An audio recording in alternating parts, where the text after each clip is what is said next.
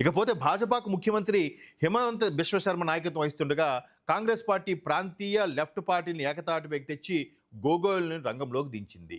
అసలు ఎవరి గోగోయ్లు ఒక్కసారి చూద్దాం. ఇక్కడ గౌరవ్ గొగోయ్, అలాగే అఖిల్ గొగోయ్, అలా మరో వ్యక్తి జ్యోతి గొగోయ్. ఈ ముగ్గురు గొగోయ్ల్ని ఏ విధంగా కాంగ్రెస్ తీసుకొచ్చిందన్న ఒక చిన్న డిస్కషన్.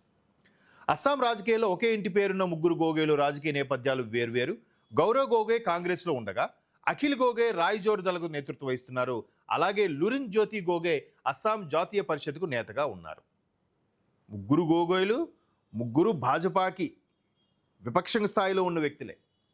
ఒకరు కాంగ్రెస్ అయితే మరొకరు అస్సాం జాతీయ పరిషత్తు, మరొకరు రాయ్జోర్ దళ్ ఆర్జేడి అంటారు. ఇక్కడ ఆర్జే అంటే ఈ ఆర్జేడి వేరు. అయితే రాజకీయ కుటుంబం నుంచి గౌరవ నేతగా ఎదిగారు, ఎంపీగా గెలుస్తూ వస్తున్నారు. సుదీర్ఘకాలంలో క్షేత్రస్థాయి ఉద్యమాల ద్వారా అఖిల్ నేతగా ఎదిగారు. ఆయన అవినీతికి, భూమి హక్కులకు సంబంధించి ఉద్యమాల్లో పాల్గొన్నారు. ఎవరు? గౌరవ్ గొగోయ్. పౌరసత్వ సవరణ చట్టానికి వ్యతిరేకంగా జరిగిన ఉద్యమం ద్వారా ల్యూరిన్ జ్యోతి నేతగా ఎదిగారు. ఇది అఖిల్ గొగోయ్ అలాగే ఈయన ల్యూరిన్ జ్యోతి గొగోయ్.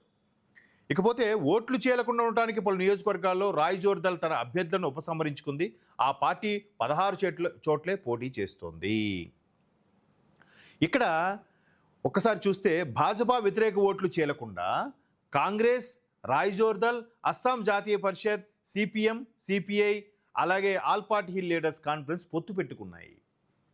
ఇక్కడ కాటా వైపు భాజపా ఒకటి, మరోవైపు కాంగ్రెసు, రాయ్జోర్ దళ్, అలాగే అస్సాం జాతీయ పరిషత్తు, అస్సాం నేషనల్ పరిషత్, ఇవన్నీ కూడా ఒకవైపు వచ్చి భాజపాకి ఏమాత్రం వ్యతిరేక. అంటే ఇప్పటికే బిశ్వశర్మ 2 సార్లు ముఖ్యమంత్రి అయినట్టున్నారు. 3వసారి అవకాశం ఇవ్వకుండా కోసం అస్సాంలో విపరీతమైన ప్రయత్నం చేస్తున్నారు. ఈ మొత్తం దగ్గర ఎన్ని 1, 2, 3, 4, 5, 6 భాజపా ఒకవైపు 6 పార్టీలు కలిసి 6 పార్టీలకు చెందిన ఈ 6 పార్టీలో 3 పార్టీలకు చెందిన ఈ జ్యోతి గొగోయ్, గౌరవ్ గొగోయ్, అఖిల్ గొగోయ్ కలిసి అస్సాంలో యుద్ధం ప్రకటించాయి. భాజపాని ఎలాగైనా తుదముట్టించే ప్రయత్నం చేస్తున్నారు. మరోవైపు బిశ్వశర్మ అండ్ టీం కూడా చాలా పవర్ఫుల్గా పనిచేస్తుంది. బిశ్వశర్మ 2వసారి ముఖ్యమంత్రి అయిన తర్వాత అతను తిరుగులేని సామ్రాజ్యాన్ని స్థాపించుకున్నాడు. మరోవైపు కొన్ని విమర్శలు కూడా ఉన్నాయి, లేకపోలేదు. విమర్శలు కూడా ఉన్నాయి. అక్కడ అస్సాంలోకి సంబంధించిన జూడో నాయకత్వం వాటి మీద కూడా కొంత చెక్ పెట్టగలిగారు. అస్సాం పౌరులు స్వేచ్ఛగా తిరగగలిగారు. అస్సాంకి భాజపా ప్రభుత్వం వచ్చిన తర్వాత ఈ 7 సిస్టర్స్ అంటారు. అంటే వెస్ట్ బెంగాల్ నుంచి ఆ పైకి బంగ్లాదేశ్ నుంచి పైకి 7 రాష్ట్రాలు, అంటే బర్మాకి, అటు చైనాకి ఆనుకున్న 7 రాష్ట్రాలని 7 సిస్టర్స్ అంటారు. ఈ 7 సిస్టర్స్ ఇండియాకి కనెక్టివిటీ పోతుందో అనుకున్న టైంలో అస్సాం అందులో ఆ 7 చిన్న రాష్ట్రాల్లో అస్సాం కీలకమైన రాష్ట్రం.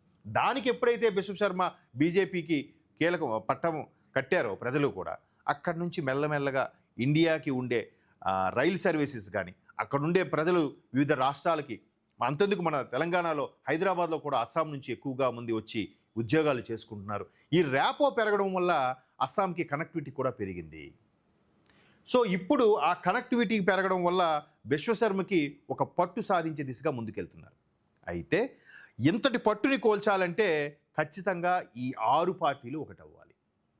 కాంగ్రెస్ తిప్పుతున్న చక్రంలో భాగంగా ఇవన్నీ కూడా అస్సాం జాతీయ పరిషత్ కానీ, అలాగే జనతాదళ్ టైప్లో రాయ్జోర్ దళ్ కానీ ఇవన్నీ కూడా పనిచేస్తున్నాయి. చూద్దాం. ఏది ఏమైనా మే 4 వరకు ఓపిక పట్టాల్సిందే. ఇక్కడ 3G వర్సెస్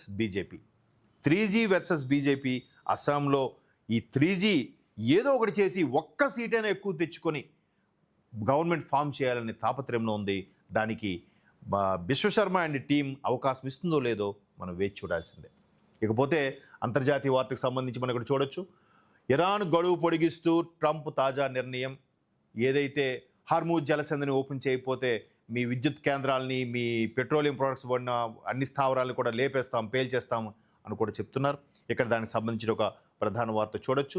పశ్చిమాసియా యుద్ధం భయం పతాక స్థాయికి చేరుకున్న తరుణంలో అమెరికా అధ్యక్షుడు ట్రంప్ ఇరాన్కి ఇచ్చిన గడువును పొడిగిస్తూ తాజాగా నిర్ణయం తీసుకున్నారు. అంటే ఇది ఎలా ఉందంటే దాన్ని ఏమంటారు, ఏనుగు ముందు ఏనుగు వెళ్తుంటే కుక్కలో అరుపుల్లాగా అనిపిస్తోంది. మీరు నిజంగా పవర్ఫుల్ దేశం అయినప్పుడు అది చెక్ పెట్టాలనుకున్నప్పుడు ఇది డెడ్ లైన్, వచ్చావా లేదని నేను లేపేస్తావని, ఆ డెడ్ లైన్ మరి కొంచెం పొడిగించడం అంటే నువ్వు ఇరాన్ కూడా భయపడుతున్నావు కదా అనే సంకేతాలు ఇక్కడ వెలువడుతున్నాయి. ఇరాన్పై కఠిన చర్యలు తీసుకుంటామని హెచ్చరించిన అమెరికా తన గడువును పొడిగిస్తున్నట్టు ప్రకటించారు. మంగళవారం రాత్రి 8 గంటల వరకు ఇరాన్కు సమయం ఇస్తున్నట్లు ఆయన స్పష్టం చేశారు.